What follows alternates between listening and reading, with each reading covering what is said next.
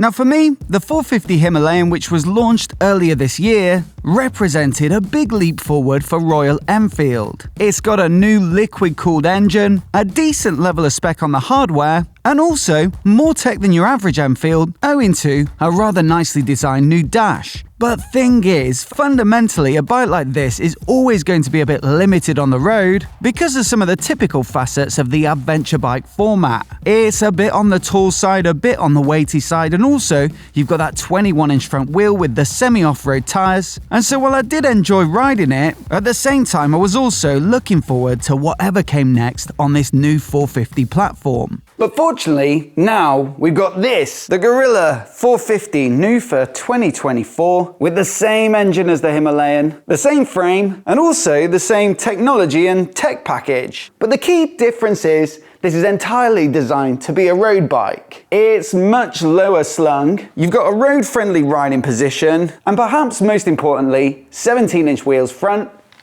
and rear. So could this possibly now be the best road bike in the entire Enfield lineup? Well, this is genuinely the first time that I've actually ridden it, so here are my first impressions out on the road. But before we get on the road, I'd just like to say a massive thanks to REBELHORN for supporting the channel and sponsoring this video. For this particular ride, I'm wearing their awesome Hunter 2 leather jacket, which combines timeless good looks with excellent protection from the elbow, shoulder, and back armor. Plus, on a warm day, you've got some neat vents to help keep you cool. For me, it's the perfect balance of form and function, all whilst being delivered at what I think is a really solid price point. I've paired it with their VANDAL boots and jeans, which look good enough to wear off the bike, but like the Hunter, they're fully protective and are super comfortable too. So once again, a massive thanks to REBELHORN for their support, and with that, let's see what the Guerrilla is like out on the road.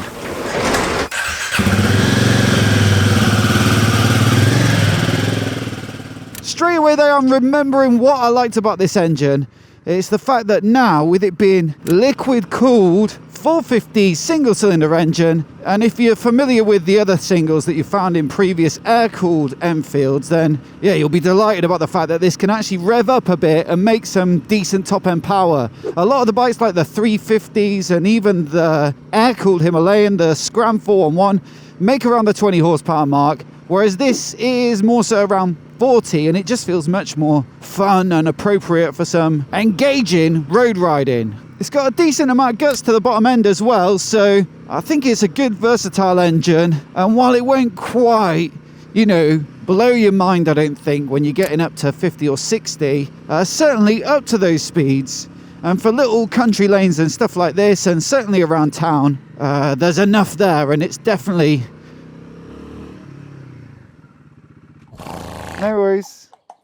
Now, one of the benefits potentially of having a frame that's derived from the Himalayan is it does feel really quite spacious. A big open riding position, perhaps versus what I was expecting for a bike in this part of the market. In fact, the bars specifically are quite risen up, aren't they? You can see we've got a decent amount of rise up here, and so it's definitely more on that sat up, almost scrambler inspired end of the ergonomic spectrum, but actually that leaves you with something that does really feel quite comfortable and practical. Still, you've got a relatively modest seat height, so I think a lot of people are going to find this easy to ride, and it's certainly easy to get your feet down and waddle along in slow moving traffic. But there's enough roominess from the seat to the bars, both in terms of reach and height, to make it feel, like a substantial bike. Massively as well, that change to a 17-incher at the front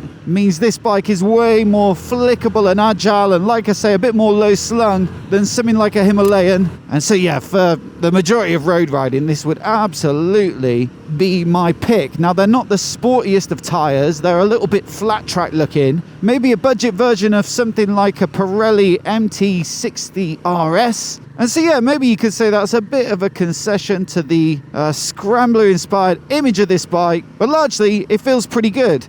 Suspension is a little firm, I'd say, over some harsher bumps. When I pulled over earlier and there's a couple of potholes in the lay-by, you really felt it through the seat, but generally it feels quite composed. And braking, well, it's a single disc up front. I think it's from, hang on, is it Bybre? Yeah, Bybre, which is Brembo's more affordable brand, but I actually really like the amount of feel at the lever. It feels quite firm. It's not that aggressive maybe in the bite, but it feels sporty in some ways because it feels firm and there's lots of feedback as well. I like the brakes a lot, in fact. Now, a quick stop off just to have a look at the dash, which I think is a big improvement versus some of the previous bikes. With this new TFT dash, which is round and sort of retro in the design, but yeah, it does have a certain modern feel to it. Now, we do have the same mode switch on the right hand switchgear here, but you can see it's saying mode change denied, try again next ignition cycle. I think there's phone connectivity though, so you can get turn by turn nav and that sort of thing. And you've got a little joystick on this switchgear so you can get through the menus and stuff like that. And so basically you've got quite a nice modern looking TFT display, but it's still fairly simple in terms of rider aids and that sort of stuff. I would love to know what you guys think of the looks. It's a bit of an interesting one. I quite like it, although the proportions are maybe a little bit less desirable than the Triumph, for example. And this bright blue paintwork on the frame and on this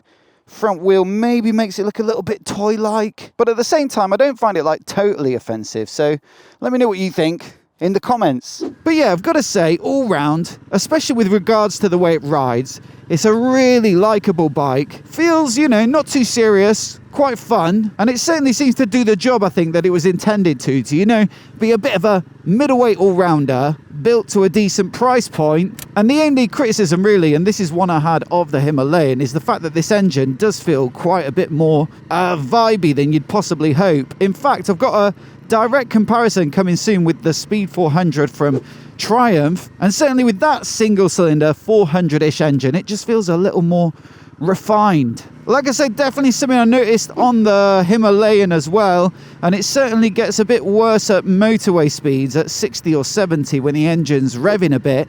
And of course the annoyance kind of grows the more you sit at like a consistent speed. But maybe that's where this bike could be let off the hook a little bit, because that's not really the intended purpose for this bike. Whereas a bit of adventure touring and a bit of motorway work might be part of your usage on the Himalayan, I think it's less likely for this bike, which is much more of a city commuter and this sort of weekend back lane kind of bike.